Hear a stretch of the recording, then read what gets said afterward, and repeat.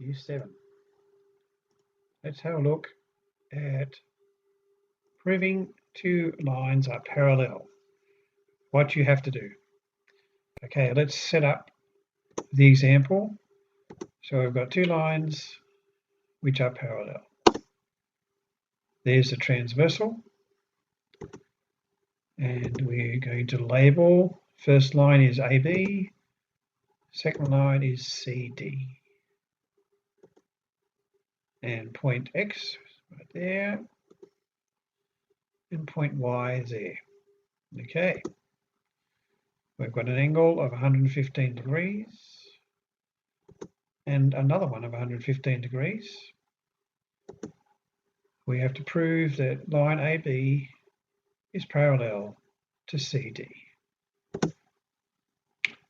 Now, what we've got to recognize firstly is this first angle, angle BXY, BXY.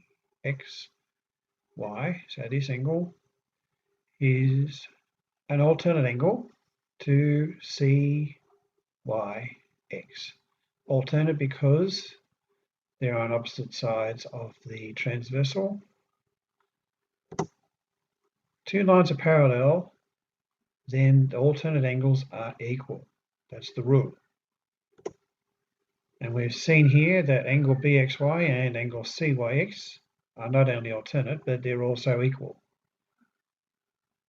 That means that because the alternate angles are equal, then angle AB is parallel to CD. So we've just proved it. Angle line AB is parallel to CD because the alternate angles, these two, are equal. Okay, now just in case you've forgotten which is which, parallel lines, transversal, and I'm just going to fill in some angle sizes.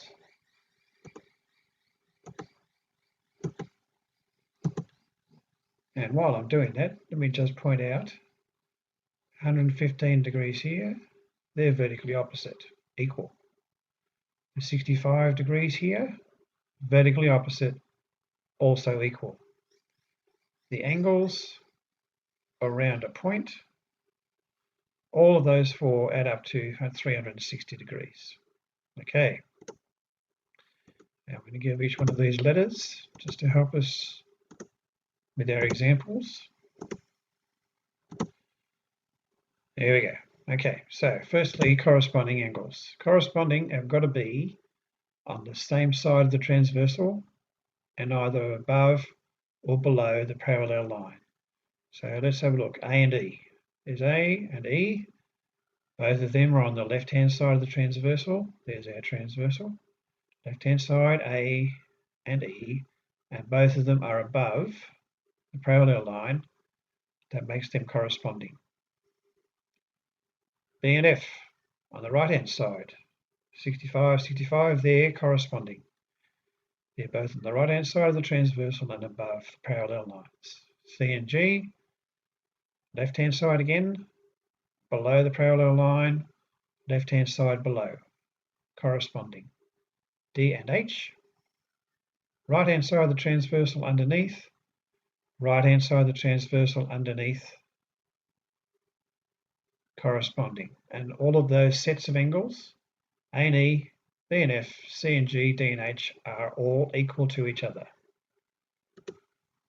Alternate angles, they've got to be either side of the transversal. C, F, both in between the parallel lines either side. E and D, D and E, either side of the transversal. And you notice that C and F, both the same. D and E, both the same. Alternate angles on parallel lines are equal. Finally, the co-interiors. They are on the same side of the transversal inside the parallel lines. So C and D, it makes a backward letter C. C and E, co-interior. Other side of the transversal, D and F, they're co-interior, and both of those add up to 180. D and F also add up to 180. If the lines are parallel, then the co-interiors add up to 180. Okay. Lastly, let's have a look when lines are not parallel.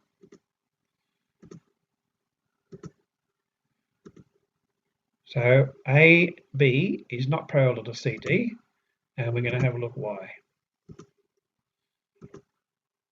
Now these two, angle AXY, 65 degrees, and CYX, 120, they're co-interior.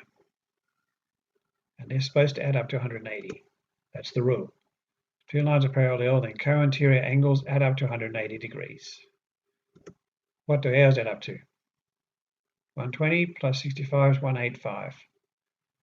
So because they do not add up to 180, then AB is not parallel to CD.